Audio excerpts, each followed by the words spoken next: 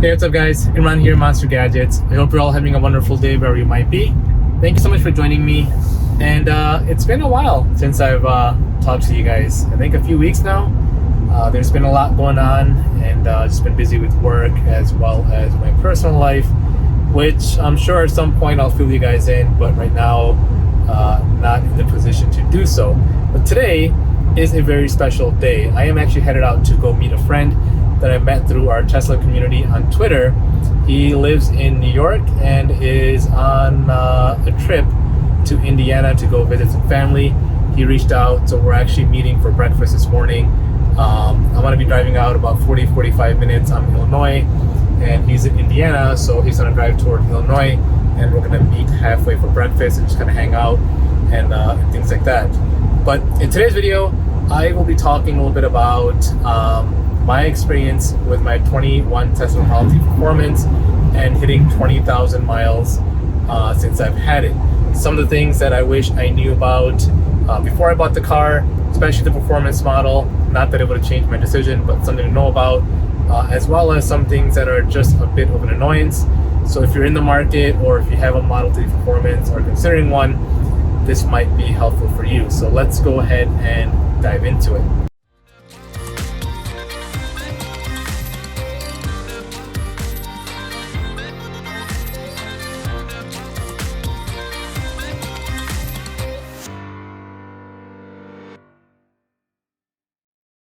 Alright guys, welcome back. So first thing is you probably noticed that I am actually at a supercharger.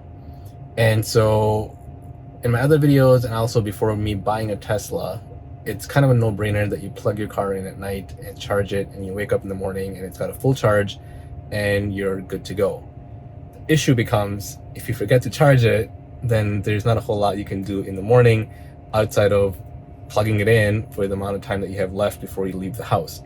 So for me, unfortunately, this actually never well, I shouldn't say it never happens. It does happen every now and then where I forget to plug my car in at night and in the morning I wake up and I've got enough charge for me to get through the day. But moments like these where I've got to drive about 45 minutes out and come 45 minutes and I've got other plans that I have in between, it's not going to be enough charge for me to make it there, do what I need to do and come back. So this morning I woke up, I had about 35% charge left, and because I did a lot of driving yesterday, and I noticed I forgot to plug my car in. So not a huge deal, but a bit of a inconvenience where now I got to stop, charge, and then go ahead and go on my way. If there wasn't a supercharger near me, that would kind of put me in a situation where I probably wouldn't have, I would probably have to move things around. But luckily there's a supercharger right by my house on the way to the cafe. So I just stopped here. I'm gonna plug in for probably about 20 minutes and be on my way. But there is actually a fix for that. I'm just too lazy to do it, just because it doesn't happen as often. So maybe not lazy, but I just choose not to do it. But you can set a reminder in the app if you forget to plug it in at night. So your phone will alert you saying you gotta go ahead and charge your car. So there's a way to get around it if you wanna do that. I personally don't do it because I am in the habit of plugging it in at night every time I pull in. But again, every once in a while, I forget to. This time, it didn't work out for me. But no big deal. Again, I'll charge for about 20 minutes here, and then I'll be on my way to the cafe.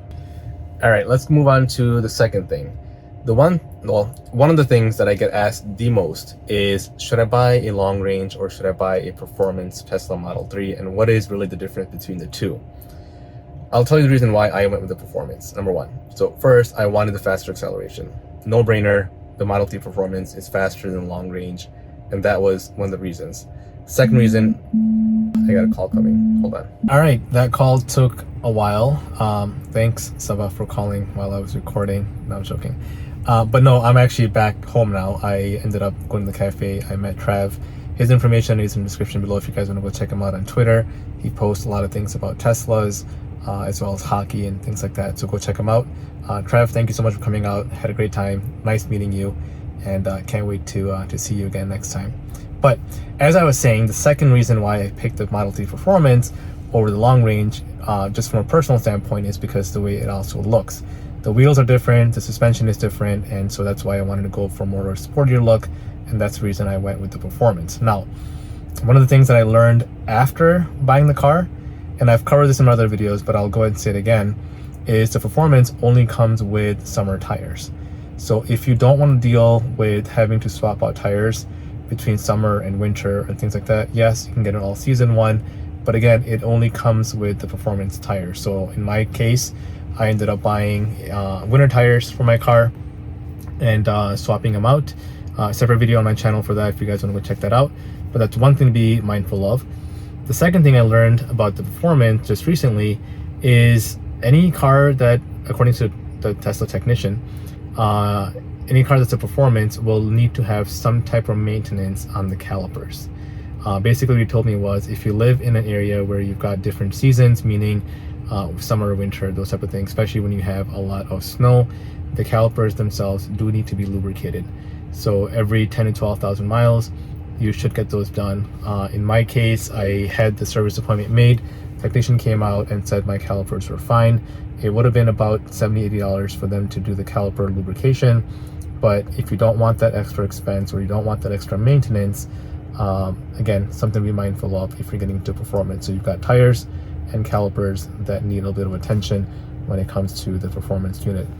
The long range and standard range, they don't require that maintenance as far as the calipers go, and then they do come with all-season tires instead of performance tires. So a little extra expense, a little extra work, if you will, if you want to go with the performance versus the normal standard range plus or the long range models. Moving on, let's talk a little bit about the annoyance part of owning a Tesla. One of the things that work really well is the software, and the touchscreen, the user interface basically works really well, but there are some glitches that you might come across that it's just kind of in the developing phases or ever so improving through software updates and things like that, that can be annoying. So for example, there's been a couple times where my screen has just kind of frozen up, and it's simple to reset. You just hold, the two basically these two buttons down on the steering wheel, where you hold them on together and it basically restarts the computer, but it's just an extra thing you have to do, so it becomes annoying. The second part that I've had quite a bit of issues with is my Sentry mode, where if you look on here, basically you've got an icon for Sentry mode, or the camera is running right now, it's got the red record on. At times what will happen is it'll show the X on it, meaning it's not reading the USB drive. So there's times where I have to unplug the USB drive, plug it back in, and it works. Other times you literally have to keep unplugging it, plugging it back in. I did look at some forums online and they recommend the same thing as far as unplugging it, restarting it, and then plugging the USB drive back in, and it works. And that sometimes by itself, that whole process can take a minute or two, sometimes 3 minutes to do. So I did talk to the technician. They are aware of the issue, Tesla is, and they are working out on releasing an update that will fix it. But again, it's one of those things where these glitches exist, and you just have to wait for a software update to come out to fix it. The nice thing is you don't have to take it anywhere. It's fixable through software updates, but you just have to make sure or understand that these glitches do exist. Another issue that I've had is my trunk.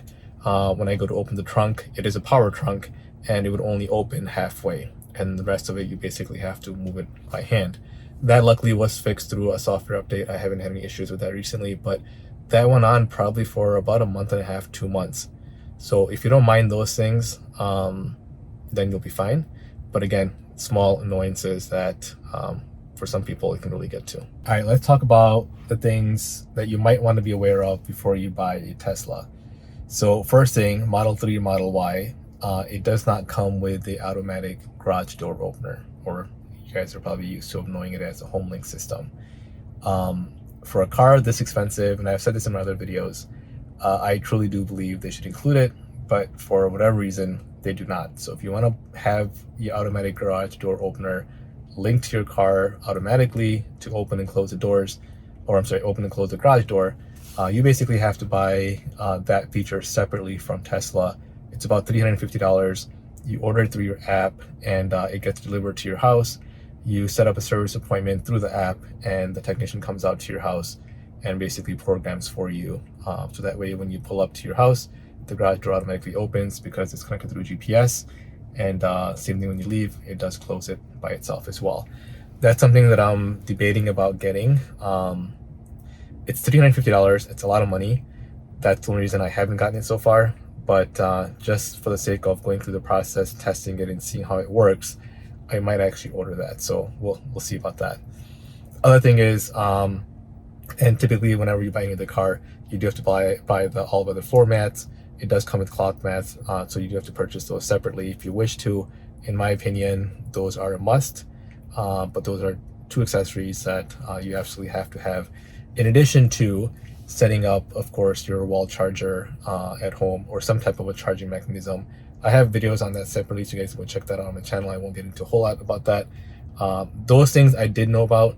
The garage door opener, even though I did all my research, I did not come across any videos or any information where it says it does not include that. So when I got home, I was trying to program it and I was like, crap, it doesn't have that. And so I found out it doesn't include it. So that's the one part that I wish I knew before I bought the car. All right, my overall experience after 20,000 miles, would I purchase any other car? Would I go back to driving a ICE car? The short answer is no, I would not. If I had a choice to keep it electric, especially Tesla, I absolutely, hands down, would always go Tesla. If I didn't have a choice for financial reasons or whatever, obviously that's different. But I just, especially with the gas prices being as high as they are these days, or as at least have been in the last couple of months, for me, it's a no-brainer. I mean, on a monthly basis, I'm saving anywhere between $400, $500 just on gas, which obviously you can also track through your app, your Tesla app, and it tells you. So if I'm gonna be saving that much money, still being able to drive my car and having fun with it, not having to do any maintenance, again, to me, it's a no-brainer. And so hands down, even though I've talked about the things that are a bit of an annoyance, I would still recommend having a Tesla or any other EV that you might be thinking about, just from an environmental standpoint, cost efficiency standpoint, but particularly Tesla from a fun driving experience standpoint. So if you are a Tesla owner and you're watching this video, if there's anything that I left out, feel free to comment down below, share with other people that might benefit from what you're experiencing or have experienced in the past. But if you are a newcomer and you're in the market for Tesla, number one, go subscribe to my channel, because I have a ton of videos and I'll continue to make videos on Teslas. But hopefully you guys found this to be helpful.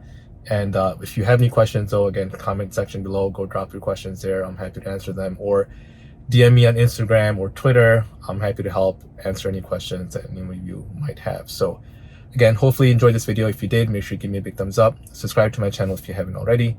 And I will see you guys next time. Goodbye.